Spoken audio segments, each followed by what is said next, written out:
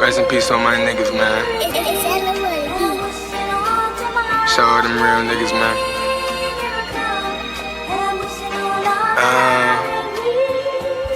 Look. यार बचपन में सीरियस देखो आपको ये शो का पैटर्न पता चलेगा कि मैं स्टार्टिंग में कुछ बातें बेकार बोलता हूँ, उसके बाद फिर घटिया बातें शुरू करूंगा। ओके तो केम छो बदा। तो आज हम देखेंगे ये बेस्ट एपिसोड। ये एक एपिसोड है जहाँ पे प्रखर के प्रवचन में मेरे one of the favourite comedian Ravi Gupta ji, मेरा भाई रवि गुप्ता आया था। और ये गजब है, लाइक ये आई थिंक ये बहुत पुराना है, या आई थिंक 6 महीने हो गए इस पॉडकास्ट को। लेकिन भाई जो इसका ह्यूमर है, मैंने इसकी रैंडम वीडियो आई थी मेरे फीड पे, यूट्यूब फीड पे। मैं 2 घंटे की ड्राइविंग कर रहा था, हाईवे पे अकेला था, और मैंने उसकी लाइक फीड पे देखी और फिर मैंने शुरू कर दी और मैं अपने चलाए जा रहा हूँ। उसकी मैंने फर्स्ट देखी थी स्टैंड अप, कुछ 20 मिनट की थी, पूरी देख ली, हंस हंस के पागल हो रहा हूँ मैंने 2 घंटे, लिटरली 2 घंटे वही की वही 20 मिनट वाली वीडियो मैंने बार बार 3, 4, 5, 6 बार देखी। पूरे 2 घंटे मैंने वही वीडियो देखी और मैं जो भाई पागल हुआ हंस हंस के। यार गजब की कॉमेडी है, गजब की, 1 सेकेंड नहीं। और इसकी कॉमेडी इतनी ज़बरदस्त है, कोई गाली गलौच नहीं, कोई रिलीजियस नहीं, किसी और का किसी और का मजाक नहीं उड़ाना, बल्कि खुद का मजाक उड़ाना और लोगों को इतना आसाना। It's just amazing bro. तो भोलेनाथ की जय करके शुरू करते हैं। और आज हमें चीकू भैया भी ज्वाइन कर रहे हैं। सो हाई कह लो गाइस चीकू भैया को। चीकू भैया भी आज देखेंगे पॉडकास्ट हमारे साथ। आपकी कृपा से उनका जीवन सुधर गया। हाँ, पर ये मानती नहीं आजकल की महिलाएं। उनको लगता है भाई कि इक्वालिटी, नहीं है इक्वालिटी। हम लोग मर्द लोग नीचे हैं उनसे। अच्छा। औरत बहुत ऊपर की चीज है। मैं तो हमेशा औरत के टुकड़ों पे पलना चाहता था। हाँ। मेरे को कोई आत्मसम्मान नहीं। खाना डाल के मुंह में चले जाओ, गाली देते रहो दिन भर, मुझे चाहिए, मुझे कोई वो दिक्कत नहीं। पर आज की डेट में हमें कमाना पड़ रहा है सिर्फ इक्वालिटी के चक्कर में। इक्वालिटी के चक्कर में। अब इक्वालिटी की आप बात करें, हाँ, लड़कियां आप देखो हर साल सबसे ज्यादा परसेंटेज लेके आती हैं कि नंबर्स उनके बहुत ज्यादा आ गए हर शो उसमें जो है बोर्ड्स में। ये इक्वालिटी कैसे होगी? लड़का वहां बेचारा खेल रहा है क्रिकेट और तुम जो है पढ़ने में लगी हो। तुम्हारी पढ़ने की कितनी हवस है भाई। उसको वो देखो, वो थोड़ा चिल कर रहा है, तुम भी थोड़ा चिल करो। तुम्हारे अंदर पढ़ो पढ़ाई करने के बाद क्या हुआ? शादी हुई, दुल्हन बन गई। उसके बाद क्या है फिर इक्वालिटी। तो 7 बजे के बाद घर कहाँ जाना है? ये स्टैंड अप कॉमिक्स की एक नियत होती है एक टाइप की, कि उनका दिमाग बड़ा अतरंगी तरीके से चलता है। हाँ, ऐसा क्या है भाई स्टैंड अप कॉमेडी में that forces you to think in such interesting ways? गरीबी। माँ बाप ने फांके खिला के, हमारे घर में 4 रोटी आती थी, घर में 8 सदस्य थे, तो माँ बाप बेचारे वो खुद खा जाते थे। हमारे लिए खाने को नहीं होता। जिंदगी की उस दुख दर्द ने हमें इतना बड़ा बनाया कि आज हमारे पास खाना है, माँ बाप को हम नहीं दे रहे। बदला होता है। रोटी नहीं खा रहे वो। देख रहे हो ये इसकी कॉमेडी देख रहे हो? तुम्हें ये कितना सीरियस सवाल था जो प्रखर ने पूछा, और अब ये रवि देखो, ये रवि भाई क्या जवाब दे।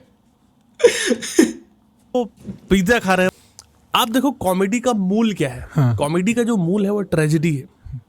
आप कोई भी कॉमेडी शो देखोगे तो उसमें कोई भी कॉमेडी की बात कर रहा हो, वो ना हमेशा दुख की बातें कर रहा होगा। किसी गर्लफ्रेंड चली गई, किसी को मोटापा है, किसी को कुछ है।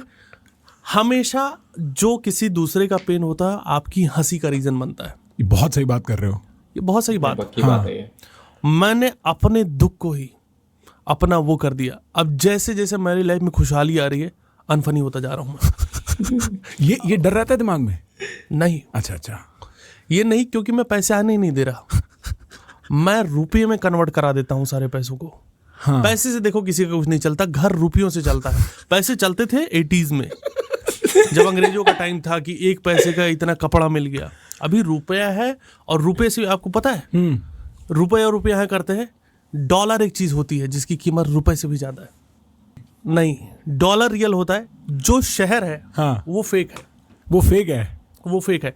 ये जो न्यूयॉर्क है, ये जो एम्स्टर्डम है, हाँ यही है ना।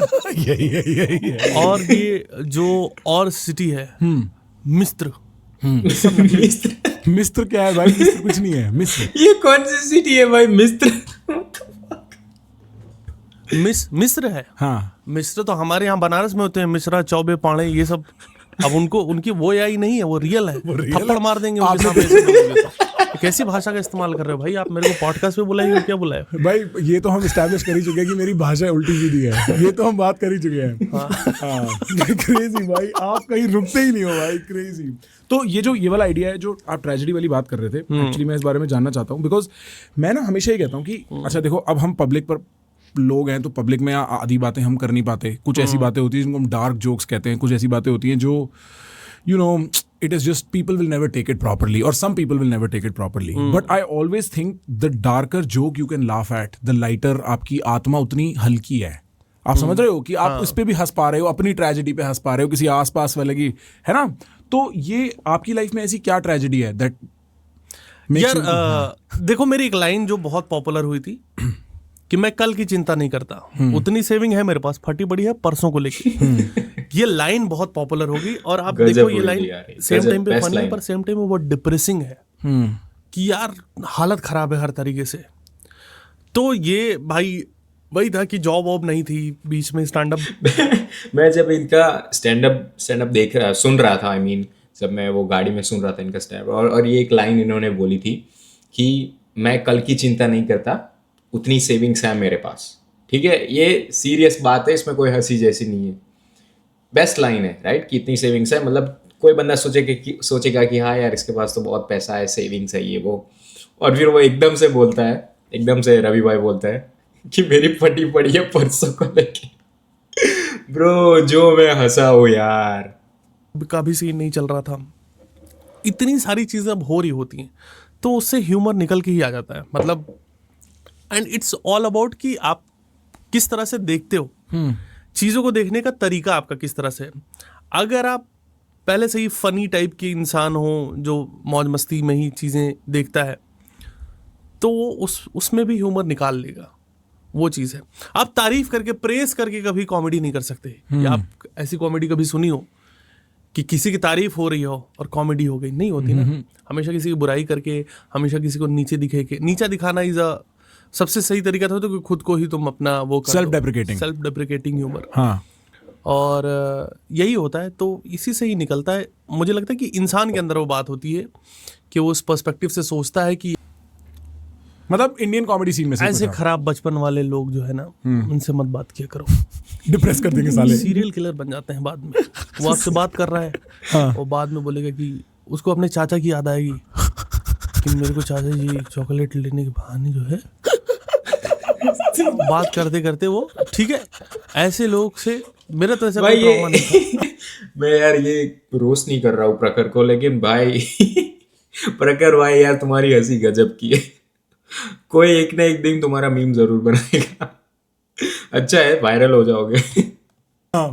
मेरा ये था कि गरीबी एक जो चीज होती है बहुत देखी मैंने, और जैसे ही बड़ा हुआ और लोगों को दिखाई मैंने, पैसे छीन लिए अपने, जमीन बेच दी घर वालों की अपने, कि तुम मुझे बोलते थे ना कि भिखारी बन जाओगे एक दिन, मैंने तुम्हें बना दिया।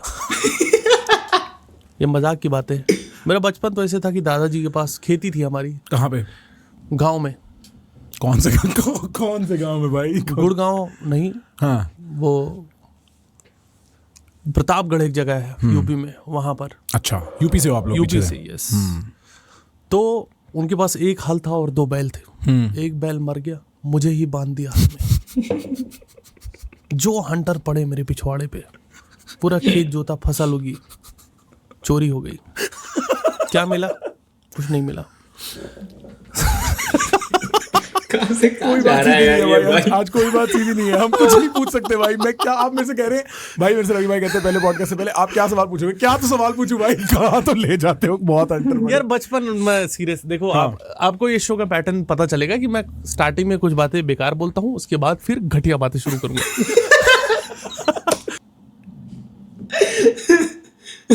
बेकार बातें और फिर घटिया बातें।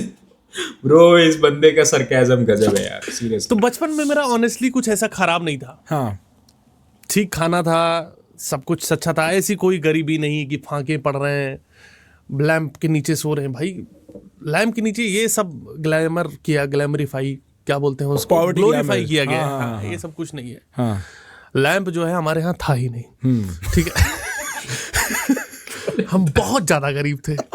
मैं एक बात कह देता हूँ, अगर आप लोगों को इसकी कॉमेडी नहीं समझ में आ रही है, नहीं अच्छी लगती है, या फिर इसके आप स्टैंड अप्स देखे होंगे या फिर आप देखोगे सर्च करके Ravi Gupta stand up comedy, और अगर आपको अच्छी ना लगे तो कोई बात नहीं, बुरा मत मानिए। हो सकता है आपको अच्छी ना लगे क्योंकि ये आपकी पर्सनालिटी नहीं है। मुझे पर्सनली सरकाज़म बहुत अच्छा लगता है, क्योंकि अगर मैं जब भी कॉमेडी करता हूँ या जब कोई मुझे कहता है कि हाँ भाई तू फनी है, अनीश भाई तो फनी है, तो वो एक्चुअली में उनको सरकाज़म समझ में आ रहा है, क्योंकि मेरी कॉमेडी जो भी होती है वो सरकास्टिक होती है। मुझे टॉन्ट मारने बहुत अच्छे लगते हैं, सरकास्टिक चीज़ें बोलनी अच्छी लगती है और वो फनी होती है, अगर आपको वो समझ में आए तो। ये चीज़ एक्चुअली मेरी मम्मी के साथ बहुत होती है। मैं मेरी मम्मी को सब सरकास्टिक चीज़ें बोलता हूँ और वो सीरियसली ले लेती है, वो समझ जाती है कि नहीं यही अनिश जो बोल रहा है वो सही है। और अगर मेरे पापा साथ में होते हैं तो वो वो हंसते नहीं है, लेकिन वो फिर मेरी मम्मी को बोलते हैं कि अरे झूठ बोल रहा है यार, ये मस्ती कर रहा है। मिट्टी का तेल जो है ना, भाई स्प्लिट पर्सनालिटी है ये भाई, ये दो पर्सनालिटी है ये आदमी। मैंने पढ़ाई ऐसी करी है भाई, आपको मैं बताऊं। हाँ। आपकी आंखों से आंसू ना आए तो निकलवाना उसको जैसे तैसे करके। हाँ सुना है तो निकलवाना। मिट्टी का तेल का कुप्पी होता है, हाँ बोतल में मिट्टी का तेल डाला, उसमें माँ के कपड़े डाले और उससे आग जल रही है, हाँ ठीक है। माँ बैठी है घर क्योंकि में, रुई खरीदने के पैसे नहीं रुई है। खरीदने के पैसे नहीं, रुई खरीदने के पैसे नहीं है। हाँ नाभि से रुई निकालते थे, घर सर्दी होता है, नाभि में रुई बन जाती है, आप देखो। हाँ हाँ हाँ उसका गद्दा हम लोग बनाते थे, 5 भाई बहन थे हम लोग, उसी गद्दे पे सो जाते थे, उसी गद्दे पे सो जाते थे। कुछ नीचे कुछ ऊपर। हम अब पैदा ही इसलिए किया था कि नाभि से रुई निकाल सकें। वो पहला बच्चा लड़का हुआ कि नाभि से स्टार्टअप है भाई ये तो। तकिया बना, इनको लगा गद्दा भी बनाया जा सकता है। 3 बच्चे और हुए। माँ बाप को लगा ये तो बिजनेस आइडिया है, शार्क टैंक ले जाते हैं शार्क टैंक ले जाते हैं, शार्क टैंक वालों ने मना कर दिया कि हम आपको पैसे नहीं देंगे बच्चा करने के लिए। नहीं, हम भाई आपको best है अंदर ही यार। नहीं आने देंगे। कोई कैपिटल की जरूरत ही नहीं जी है, उनकी देखो, तो भाई फुल आप- प्रॉफिट है, फक भाई फक 100% तो भाई प्रॉफिट। ऐसी कोई गरीबी थी नहीं, हाँ ठीक ठाक लाइफ चल रहा था, स्कूलिंग भी बढ़िया हुई थी। मैं थोड़ा अंडर कॉन्फिडेंट टाइप का लड़का था, क्योंकि मुझे ऐसी चीजें पढ़ाने के लिए फोर्स किया गया है जो मेरा मन नहीं लगता था। इंजीनियरिंग। नहीं, अच्छा इंजीनियरिंग तो पता ही नहीं मेरे माँ बाप को कि क्या होती है। उनको था कि ये भट्टे में मजदूर लग जाए, क्योंकि उनकी सोच क्या बोल रहा है यार, किसके माँ बाप ये बोलते हैं कि भट्टे में मजदूर बन जाए? ब्रो गरीब से गरीब बंदा भी बोलेगा कि मेरा बेटा डॉक्टर या इंजीनियर बन जाए। क्या सरकाज़म है यार। वहां पे सबसे अमीर था भट्टे का मजदूर। सोचो हम कितने गरीब होंगे। तो ये प्रतापगढ़ में ही? ये प्रतापगढ़ में, हाँ। प्रतापगढ़ में ही। हाँ। बाद में मैंने भट्टा खुद खोल दिया प्रतापगढ़ में, अच्छा और मैंने गरीब ही रहे तो ज्यादा अच्छा रहे। इसी तो गरीबी खत्म होगी, सही बात है। गरीब से गरीब नहीं बढ़ने चाहिए। सो अंडर कॉन्फिडेंट इसलिए था भाई, क्योंकि मैं ना, मतलब मेरा पढ़ाई में कुछ और मैं हिंदी साहित्य में मेरा बहुत इंटरेस्ट था। प्रेमचंद वगैरह बहुत पढ़ता था, घर पे रामायण वामायण सब पढ़ ली थी मैंने, रामचरितमानस वगैरह। और ये चीज़ अनुराग कश्यप भी बोलते हैं, पर उन्होंने मेरा इंटरव्यू देखा हुआ है ये, तो वो मेरी कॉपी करते हैं बिल्कुल। पर जो भी शक्ल भी मिलती है आपकी। नहीं, इससे मेरे बारे में उल्टा सीधा नहीं। भाई इसे हाँ, मेरे बारे में उल्टा सीधा नहीं भाई। अनुराग को जो बोलना है बोल, मेरे बारे में उल्टा सीधा नहीं। हाँ। मेरे को लग रहा है कि जब भी मैं 6 से 6th क्लास से लेकर 12th क्लास तक मैं बहुत अंडर कॉन्फिडेंट रहा, और मुझे लगता था मैं लूज़र हूँ, क्योंकि मेरे को टीचर्स भी कुछ तो बहुत समझदार होते हैं। मतलब मेरे को बड़ा शॉकिंग लगता है कि जिस गांव में मैं जहाँ रहता था, और वहाँ ऐसे टीचर्स थे जो ये बताते थे कि भाई बच्चों को जो मन करे वो करने देना चाहिए, जो तारे ज़मीन पर बाद में बहुत पहले। और कुछ इतने बदतमीज़ टीचर्स होते थे कि वो बुली करते थे कि तुम ये, मेरे प्रिंसिपल साहब ने बहुत सपोर्ट किया उस चीज़ को कि तुम जाओ स्टेज पे भाषण वगैरह दो। मैं बोलने में अच्छा था, तो स्टेज पे बोलने का जो है वहाँ से निकला मुझे कि मैं स्टेज का फियर ख़त्म हुआ, स्पीच वगैरह देने लग गया। पर सेम स्कूल में कुछ टीचर ऐसे थे जो बोलते थे कि सबसे लाइफ नहीं बननी, इससे कुछ नहीं करना, और वो प्रॉपर बुली करते थे। तो वो ना बच्चे का, क्योंकि उसको नहीं पता कि वो क्या एक्सप्लोर कर सकता है, उसका ना दिमाग एकदम बंद हो जाता है, उसको लगता है लूजर। ये एक्चुअली में बहुत सही बात बोली रवि भाई ने कि टीचर नॉट जस्ट कि लाइक ये तो पता नहीं कौन से गांव की बात कर रहा है, कितना डेवलप्ड है मुझे नहीं पता, पर ये एक्चुअली चीज़ें होती हैं जहाँ पे टीचर्स ओनली उन बच्चों को लाइक प्रेस करते हैं या उनके बारे में अच्छी चीज़ें बोलते हैं कि जो ओनली और ओनली बुक्स में स्मार्ट है, ओनली बुक स्मार्ट है, राइट। जो बच्चे बैक बेंचर्स होते हैं, जो यूजुअली दूसरी सब चीज़ों में बहुत अच्छे होते हैं, लाइक ड्राइंग्स हो गई या फिर स्पोर्ट्स हो गया, दूसरी चीज़ें जो बुक्स के रिलेटेड नहीं है, उनको बहुत ही गंदी तरीके से ट्रीट किया जाता है। ये चीज़ मैंने खुद ने देखी है। मैं एक्चुअली बहुत ही डेवलप्ड सिटी से आता हूँ, इंडिया की बहुत ही डेवलप्ड सिटी है, गुजरात में अहमदाबाद, सब लोगों को पता होगी। सो इवन मेरे क्लास में ये चीज़ें होती थी, हालांकि मेरे साथ कभी नहीं हुई क्योंकि मैं बहुत ही लाइक मिडल में था, जो अच्छे 60-70% ठीक ठाक ला देता है, ज़्यादा कुछ मस्ती नहीं करता। सो ये एक बहुत बड़ी प्रॉब्लम है इंडियन एजुकेशन सिस्टम में। लूजर ही है, उसकी नज़र में वही बच्चा बेस्ट है जो अच्छे नंबर ला रहा है, परफेक्ट है वो बच्चा जो अच्छा चीज़ें कर रहा है। वो तो जब बाहर निकले, थोड़ा एफर्ट मारा, फाइन आर्ट्स किया, मैंने BHU में गया, बनारस हिंदू यूनिवर्सिटी से मैंने ग्रेजुएशन किया, वहाँ थोड़ा कॉन्फिडेंस आया। वहाँ मुझे लगा कि यार मैं लूज़र नहीं हूँ, मैं एक आर्टिस्ट हूँ और मुझे जो है मेरी एक पर्सनैलिटी है, और मुझे पर 1-2 साल बाद मुझे वहाँ पर भी समझ में आने लग गया कि देख भाई, तू आदमी ऐसे तू सही है। तो द थिंग इज कि 2-3 साल करा, नया माहौल था, बनारस ही बहुत बड़ा शहर था मेरे लिए। कूड़ेदान मैंने देखा था कि यहाँ डस्टबिन लोग यूज़ करते हैं, ये नहीं कि जहाँ कूड़ा इकट्ठा हो उसको कूड़ेदान मान लिया। जो टीवी हम लोग बच्चों में किताबें नहीं पढ़ते थे कि डस्टबिन में कूड़ा फेंकते हैं, वो मैंने बनारस में देखा। क्योंकि प्रतापगढ़ में तो भट्टी में ही फेंक देते हैं। नहीं, वहाँ तो फिर कूड़ा खा जाते हैं लोग। मजाक कर रहा हूँ भाई, ऐसा कुछ नहीं है। प्रतापगढ़ बहुत बढ़िया जगह है। कहाँ है प्रतापगढ़? कहाँ पड़ता है? प्रतापगढ़ आप पड़ेगा जो है बनारस, लखनऊ, इलाहाबाद के प्रयागराज के आसपास ही पड़ेगा, और इक्वली ही पास बेहतरीन एवरेज शहर है वो। अच्छा, कुछ नहीं है वहाँ, बिल्कुल मीडियम, और वहाँ फुल भौकाल में सब लोग रहते हैं, राजनीति का बोलबाला है वहाँ पे। अच्छा, बढ़िया जगह है वो। अच्छा, जिनके लिए है बढ़िया, उन्हीं के लिए बस। आपकी पहली गर्लफ्रेंड BHU में बनी होगी? Deep pause. एक सिगरेट मिल सकती है क्या? देखा था, याद आ गई, याद भी आई और सिगरेट की तलब भी। बहुत गर्लफ्रेंड ने बनी मेरी। अच्छा, कई लोगों ने तो मुझे बनाया बॉयफ्रेंड अपना। अच्छा, पर देखो BHU में जब मैं था, वहाँ एक बहुत अच्छा नेचर का लड़का था मैं। मुझे तो भाई लड़कियां पहली बार मिल रही थी ना बात करने के लिए। वहाँ हम तो जिस स्कूल में पढ़ते थे, वहाँ लड़का लड़की से बात कर ले तो लाठी फेंक के मार देते थे टीचर की, क्यों बात कर रहा है। तो हमारा बहुत अंतर रहा है, लड़कियों से इंटरेक्शन हुआ ही नहीं कभी जीवन में। और वहाँ हाय हेलो व्हाट्सअप तब आया भी नहीं था, तब से लड़कियाँ वहाँ व्हाट्सअप कर रही थी। तो वो सब चीज़ें देखी तो मैं तो भाई बहुत खुश रहा, मुझे तो बहुत अच्छा लगा, बहुत अटेंशन मिला। मैं इसी में 4 साल निकाल दिए मैंने।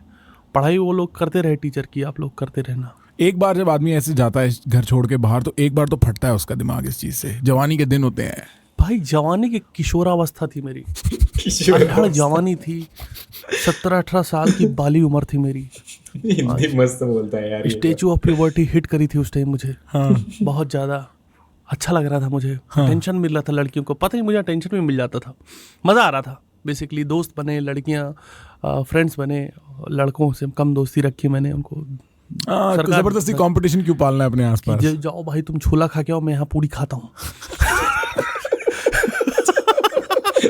नहीं, तो मजाक की बात है। बहुत अच्छे दोस्त बने BHU में, और वो दोस्त मेरा अभी भी है। आते हैं शोज पे? बहुत शोज देख लिए। मेरा एक दोस्त है समीर, वो उसने जितने मेरे शोज देखे होंगे उतने किसी ने नहीं देखे होंगे। तो ये है, मेरी दोस्ती सारी उन्हीं लोगों से अभी भी है।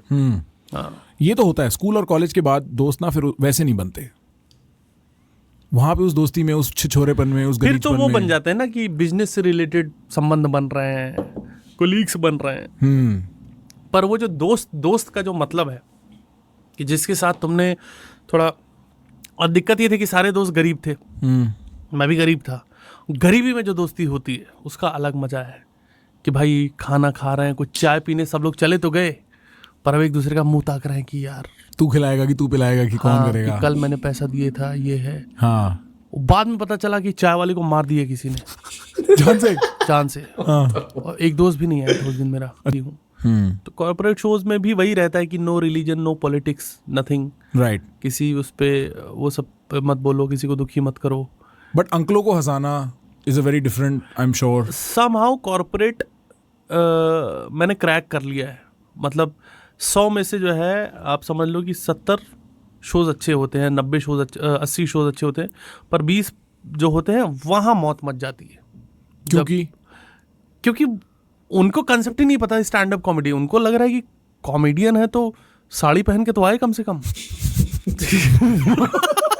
कपिल शर्मा देखा है जब उन्होंने, तो उनका ये है कि कुछ जादू दिखाए, कहीं से गेंद निकाले।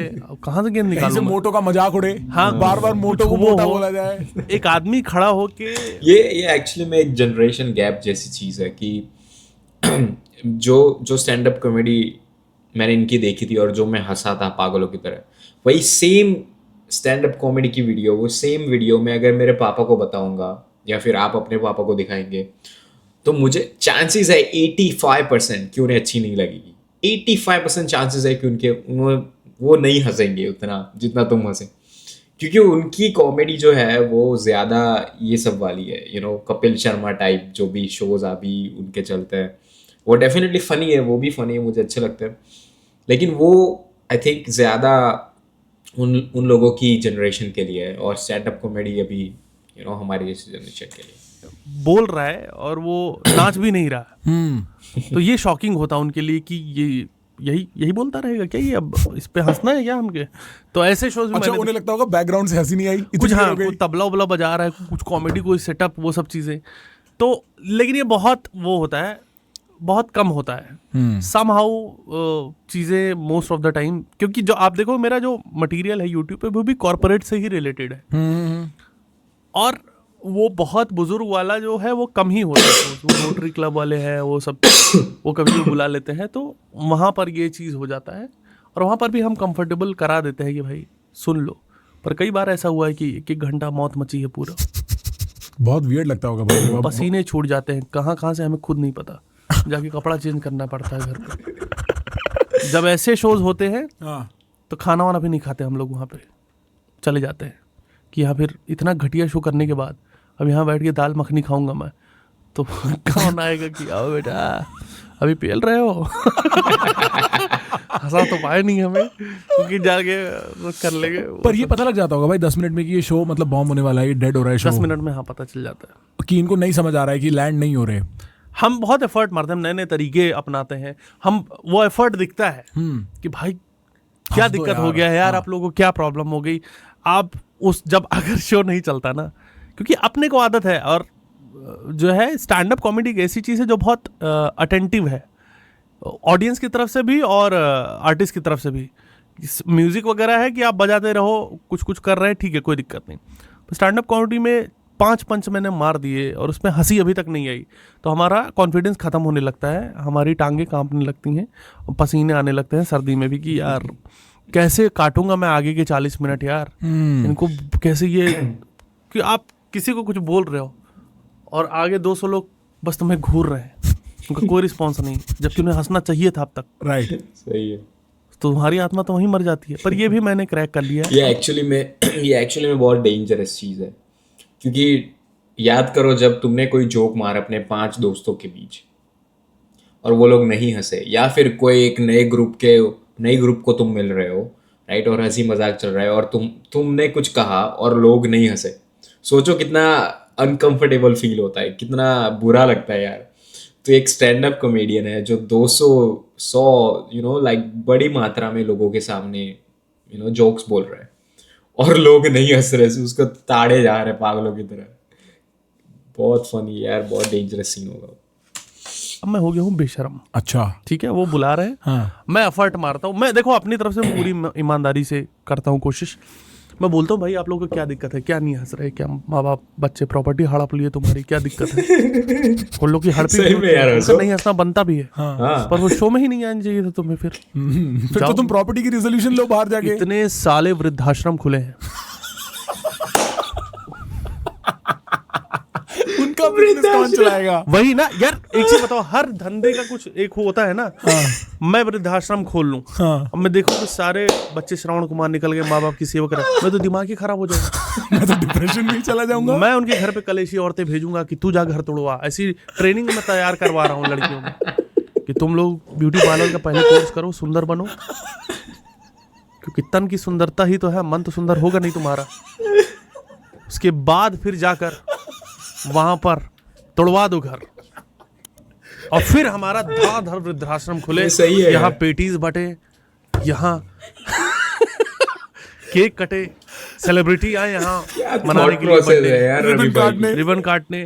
एक बुढ़े को तो मैं जब व्हील चेयर पे हमेशा बिठा के रखूंगा कि तुम चल सकते हो, लेकिन अभी वो लोग आए, अभी तुम्हारे पीछे मैं चल रहा हूँ ना लेके, अभी 2 मिनट के लिए हगना मुतना रोक दो थोड़ा, सांत्वना हाँ सांत्वना। हाँ सांत्वना दो कि ये सबसे पुराने बुजुर्ग हैं, इनको देखो कितने खुश हैं। इनके अपनी सास के साथ गलत संबंध थे।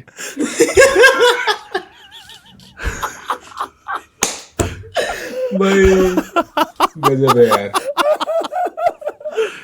ऐसा भाई, ये यही तो है। हम मोरालिटी में जी के अपनी जिंदगी बर्बाद कर रहे हैं कि ये गलत है, ये सही है। धंधा होता है, धंधा होता है। अश्विनी ग्रोवर का यही कहना है। गुलशन ग्रोवर के मामा के लड़के हैं, उनकी बात मुझे सही लगती है। भाई धंधा क्या तू पढ़ रहा है, क्या सही है क्या गलत है, ये है वो है। हम मतलब जब मैं छोटा होता था, आप भी छोटे ही होते थे तब, पर तब एक बहुत अलग टाइप की कॉमेडी चलती थी। मेरे को याद है हम कॉमेडी सर्कस वगैरह देखा करते थे। वो एक बड़ा अलग जॉनर, उसमें स्किट भी बोल सकते हैं उसको, लेकिन पंचेस वर वेरी डिफरेंट। मतलब इतने रियल नहीं होते थे वो पंचेस। एक दो लोग बड़े फनी होते थे। नहीं, मुझे बहुत फनी लगता था यार कॉमेडी सर्कस। लहरी मुझे बहुत फनी लगता था कॉमेडी सर्कस। मुझे लगता है कि actually कपिल का जो बेस्ट वर्जन था, बेस्ट कपिल को अभी लेजेंड भी मानता हूं मैं, हाँ। पर इनका बेस्ट वर्जन था वो कॉमेडी सर्कस। शमशेर बन के आता था वो। शमशेर बन के आते थे कॉमेडी सर्कस। वो आप लाफ्टर चैंपियन की बात कर रहे हो। अच्छा। जब वो छोटा सा प्रहसन टाइप का प्ले होता था, हाँ। बहुत ही बढ़िया। मतलब इतनी यार, अपना मैं इतना समझ गया हूँ कि बहुत सारे हमने स्टे लगा दिए चीज़ों पे कि ये गलत है वो गलत है, जो कि ठीक है, हम जैसे जैसे इवॉल्व होते जाते हैं। पर भाई उस लेवल का फनी, उस लेवल का जो चीज़ें होती थी वहाँ पर, क्रेजी होती थी, बहुत हंसी आती थी वो। और वो एक अर्जुना पूरन सिंह को इसलिए रखते थे कि ये हंसेगी जोर। ये एक्चुअली में सही बात बोली रवि भाई ने कि कॉमेडी, मैं आज भी वो एपिसोड्स देखता हूँ कृष्णा के, सुदेश के, यू नो कपिल भाई के। ब्रो, जो कोई फिल्टर नहीं होता था। जजेस की मजाक उड़ाई जाती थी, प्रोड्यूसर की मजाक उड़ाई जाती थी, राइट, डायरेक्टर की मजाक उड़ाई जाती थी, और वो भी बहुत सारे यू नो एक्टर्स के नाम लिए जाते थे। लाइक नो फिल्टर, कोई सेंसरशिप नहीं। और भाई जो हम हंसते थे यार, गजब की कॉमेडी होती थी। और अब तो ये सब नहीं रहा। रिलीजियस पॉलिटिक्स के बारे में तुम कुछ बोल नहीं सकते, जेल जाओगे, ये वो। और ये एक्चुअली बहुत बड़ी प्रॉब्लम है। ठीक है यार कि तुम कुछ एक्सट्रीम मत बोलो, पर थोड़ी बहुत तो यार कॉमेडियंस है, यू नो, बोलने देना चाहिए। और दूसरी बात, अभी ये डिप्रेशन को लेके कुछ ज़्यादा ही हो रहा है। अभी बीच में इंडियाज़ गॉट टैलेंट में कुछ शो था, आई थिंक दीपक कलाल आया था, और उसने आई थिंक फर्स्ट कंटेस्टेंट का कुछ मजाक उड़ा दिया था उस लड़के का, और उसको कुछ गालियाँ पड़ रही थी। लाइक बहुत सारे व्यूअर्स ने उसको गालियाँ दी दीपक कलाल कि भाई तूने इसको रोस्ट क्यों किया, वो और डिप्रेशन में चला गया, ये वो। पहली बात तो अगर वो शो पे आया है तो उसे पता होना चाहिए कि ये शो ही ऐसा है, यहाँ पे रोस्ट ही होते हैं, ठीक है, यहाँ पे तुझे तेरी आरती नहीं उतारेंगे। और समय भाई जो है, उन्होंने बोला था क्लियरली कि भाई तू कंफर्टेबल है कि नहीं, राइट, तुझे कुछ ज़्यादा लग रहा हो तो मैं बंद करवा देता हूँ। पर मुझे नहीं लगता है, अब मुझे नहीं पता कि वो एक्चुअल में बंदा ज़्यादा सीरियस हो गया या डिप्रेस हो गया, पर ये एक्चुअली मैंने रील देखी थी तो मैंने ये बोल दिया, पर वो लड़का भी काफ़ी टफ था, लाइक बहुत ही अच्छे से उसने जोक्स लिए दीपक कल्लाल के, यार गजब था वो एपिसोड। Is the best. मैंने एक्चुअली वो उस पर वो वीडियो पे रिएक्शन दिया है, तो जाके देखो यार, बहुत ही मस्त एपिसोड है। उससे बैकग्राउंड सारा कवर हो जाएगा। देखिए अब हंसी ना वो होती है कॉन्टेजियस। 4 लोग हंसते हैं तो आपको भी हंसी आएगी। और मुझे लग रहा है अर्चना पूरन सिंह उसमें बेस्ट है। क्या पैसा ठोका है अर्चना पूरन सिंह ने सिर्फ हंस के। मैं उनके बारे में इसलिए नहीं बोल रहा क्योंकि आगे उनके साथ काम करना है मुझे। हाँ राइट ठीक है, राइट। और उनको मेरे साथ भी काम करना है, तो वो भी मेरे बारे में गलत नहीं बोलती कभी। आप देखो, पहले तो पूछता ही नहीं कोई।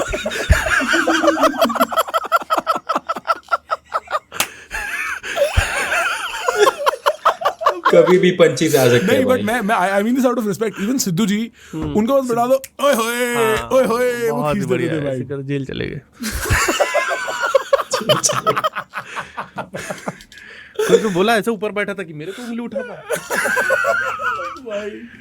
मेरे को याद है एक शकील हुआ करते थे। अरे बहुत बढ़िया। क्या तो भाई वो आदमी को बेइज्जत, इतना बेइज्जत।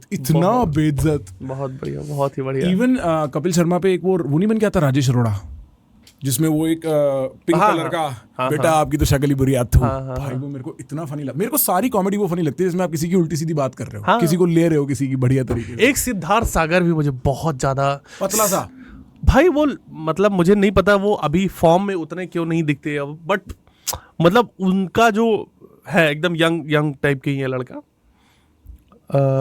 मैं ऐसे बोल रहा हूँ जैसे बहुत बुजुर्गवार हूँ।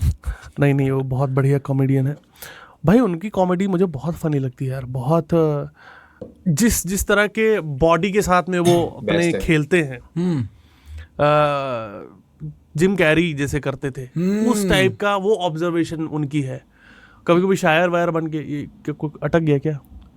वो दिखा रहा है मेरे को सिद्धार्थ सागर। हाँ, ये भाई बेहतरीन मतलब मुझे बहुत। प्ले कर कुछ अंश, ये वाला करना जो एक कबूतर मेरी खिड़की पे बैठ गया, मैं क्लास ले रहा था, मेरे पास आके बैठ गया। मैं कहा यहाँ क्यों बैठा है?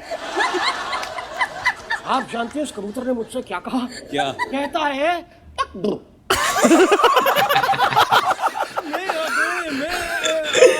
बेस्ट है यार। किससे शेयर करूं? आप कैरेक्टर से बाहर होंगे तो सुन पाएंगे ना। इनकी गाड़ी पे मसक्कली बैठी हुई थी। मैंने उसको बताई, मैंने कहा मैडम मैं परेशान हो चुका हूँ, ये मेरे को कहीं का नहीं छोड़ा इन्होंने। उसने मेरी पूरी बात सुनी और जानते हैं उस मसक्कली ने मुझसे क्या कहा? क्या कहती है? एक कबूतर मेरी खिड़की पे बैठ गया, मैं क्लास ले रहा था, मेरे पास आके। दूसरी वाली दिखा।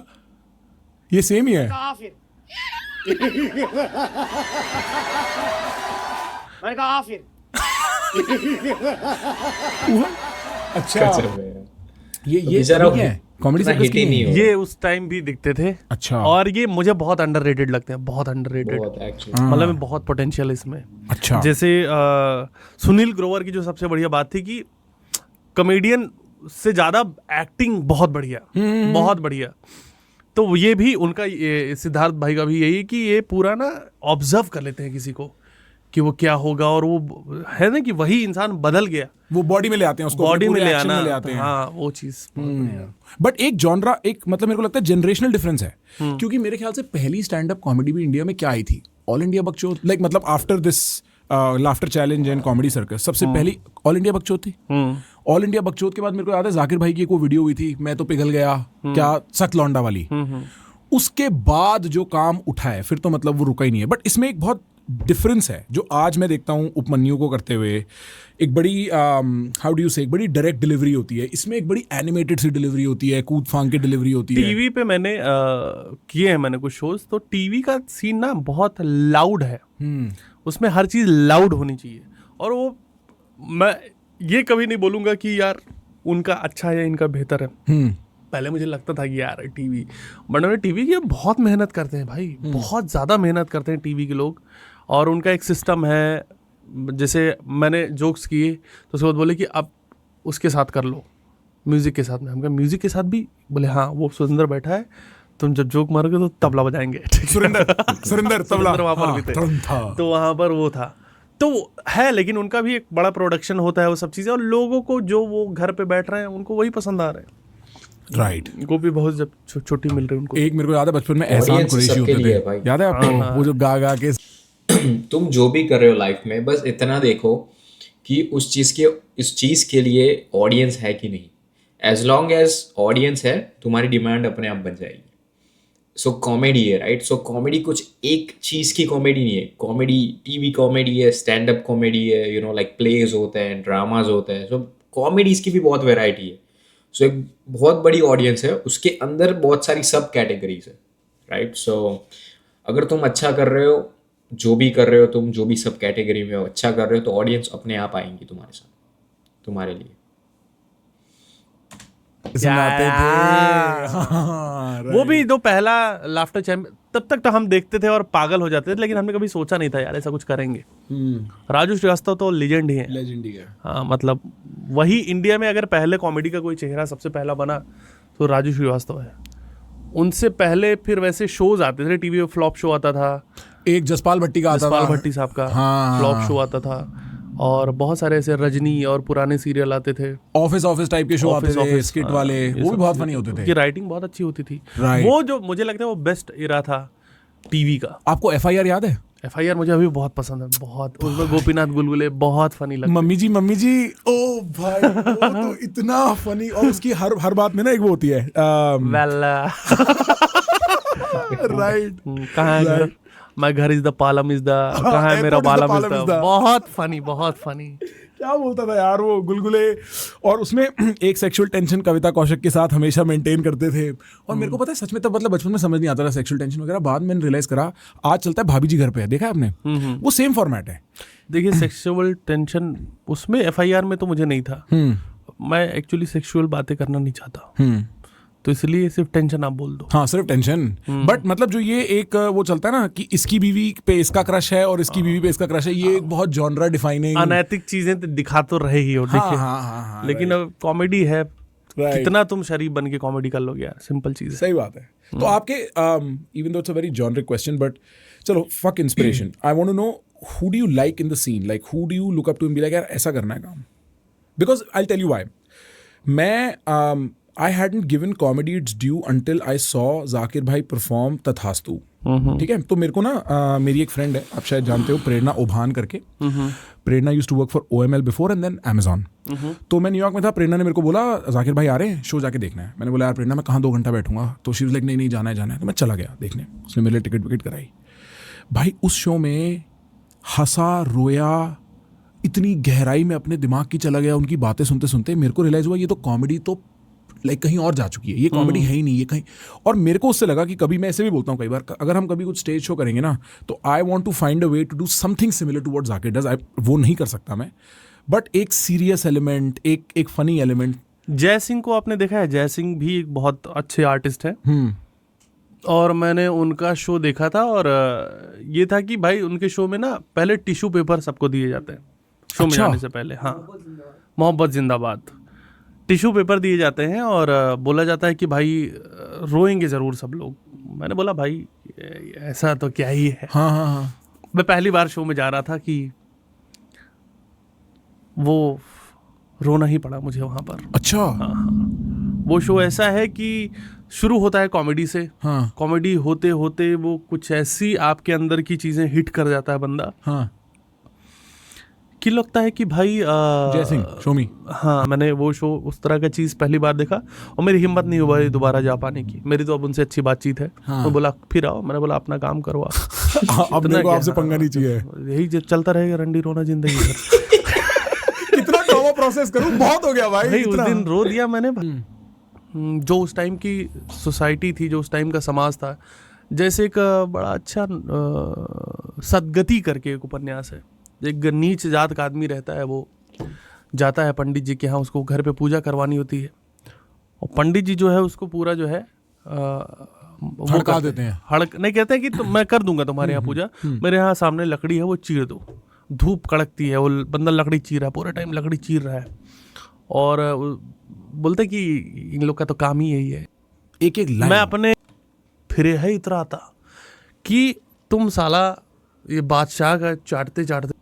ठीक है, ये मैं समझ गया। हाँ। वगरना गालिब की आरजू क्या है, शहर में वरना गालिब की एक लाइन। मैं अपने शो में जो एंट्री करता हूँ मूसेवाले के गाने पे ही, एक गाना लास्ट राइड, हाँ लास्ट राइट उस पे ही मेरी एंट्री होती है और क्लोजिंग भी उसी पे ही होती है। मेरे को याद है बस्सी का जब मैंने शो देखा था न्यूयॉर्क में, तो बस्सी किसी मूसेवाले के गाने पे ही एंट्री लेते हैं, उस टाइम उन्होंने ली होगी। और गूज़बम्प्स ब्रो, मेरे को गूज़बम्प्स में कह रहा हूँ यार, स्टैंड अप कॉमेडी करने का ये बढ़िया बैकग्राउंड सॉन्ग होता है आपका। आप बैकग्राउंड सॉन्ग पे एंट्री लेते हो बिल्कुल वाइब में, और फिर निकालते हो अपना जोक, वो सब बढ़िया। नहीं बिल्कुल एकदम, वो स्टेज की पावर तो बहुत अलग होती है। स्टेज स्टैंड अप कॉमेडी या कोई भी आर्ट फॉर्म जो थिएटर या जहाँ परफॉर्म करना है, वो जितना हाई दे देता है, चाहे तुम जो नशा करके जाओ स्टेज पे सब उतर जाता है, और उसका जो नशा आता है वो उतरता नहीं है। तुम पूरी भीड़ को कंट्रोल कर रहे हो, तुम्हें पता है कि अभी मैं एक बात बोलूंगा और सब हंसने लगेंगे, सब सुन रहे हैं मेरी बात, सब अभी तालियां बजाएंगे। तुम सोचो तुम राजा हो वहाँ के। और इसी एटीट्यूड में मार खा चुका हूँ कई बार, तो उसी एटीट्यूड में घर जाता था और थाली फेंक दे रहा हूँ मेरे मन का खाने में, थप्पड़ पड़ा है दिल्ली से थप्पड़ शो पड़ा से है। उतर गया है ना तू, हाँ उस खाना वाला। एक वीडियो है, साय नहीं था वो गन्नम स्टाइल वाला, उसकी एक वीडियो थी अभी कि वो स्टेज पे कूद के निकल रहा है, वो वाली वीडियो लगा। मैं पता है ये बात अग्री करता हूँ, क्योंकि इसका एक छोटा सा वर्जन आपको स्ट्रीमिंग में मिलता है। जब आप स्ट्रीम करते हो ना, तो आपके सामने 1000, 2000, 5000 आदमी बैठा है, आप बोल रहे हो। और मैं तो, अगर आप पता नहीं आपने मेरी कभी स्ट्रीम्स देखी नहीं, मैं खुल के बोलता हूँ, और मैं जनरली फिलॉसफी साइकोलॉजी के अराउंड बोलता हूँ, तो मैं खुल के बोल रहा हूँ और लोग वाओ प्रखर वाओ, और वो इतना वाओ प्रखर वाओ भी नहीं, आप एक फ्लो में आ जाते हो। और जब वो स्ट्रीम में खत्म करता था, मैं 2-3 घंटा तो नींद का नाम भी नहीं ले सकता, क्योंकि वो नशा उतरने में, वो एनर्जी उतरने में इतना टाइम लगता है। आप शो जैसे जस्ट खत्म होता है, उसके बाद कुछ देर तक आप अलग जोन में रहते हो, आपने कुछ वो एक अलग नशा है, वो नशा ही है बिल्कुल, जो नशा करके लोगों को नशा होता होगा, मुझे तो नहीं पता, मैं तो छोड़ने मैंने कभी किया ही नहीं। एक बार दोबारा शुरू से प्ले कर भाई, इतने लोग इस उछल भी तो कितना तेज रहा है यार, ये भी देखो, इतने पे तो उछलना बनता है इसका। क्रेजी भाई, मैं इमेजिन नहीं कर सकता भाई इस पे चलते हुए आओगे तो थप्पड़ नहीं पड़ जाएगा। Na festa do fim de semana,